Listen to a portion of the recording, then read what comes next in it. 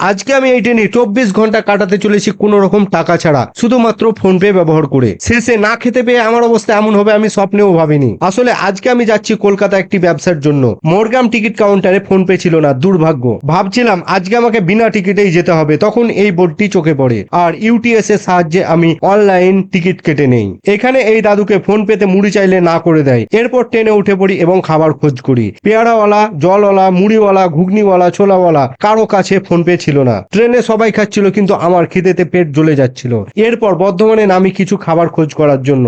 Stall অনেক দূরে ছিল আর হকাররা আমার আশেপাশেই ছিল, কিন্তু কিচ্ছু করার নেই। কিন্তু শেষে একজন ফোন পেতে 10 টাকা নিল, কিন্তু কোনো খাবার দিল না, কারণ এই মাসের ফোন পে ছিল। আমি কি ব্যবসা করব সেটা যদি তোমরা ভিডিও দেখতে চাও নিচে কমেন্ট করে জানিয়ে দাও। আমার খিদেতে পেট জ্বলে যাচ্ছিল, তাই ব্যান্ডেল স্টেশনে নেমে পড়ি। প্ল্যাটফর্মে যে ফুড স্টল গুলো ছিল সেগুলোতে কিন্তু ফোন পে অ্যাকসেপ্ট করছিল, তাই এই দোকানে আমি ফোন পের সাহায্যে জল এবং রুটি কিনে খেয়ে নেই। এখন আমি কলকাতা যাই আর তোমরা লাইক আর সাবস্ক্রাইব করে দাও।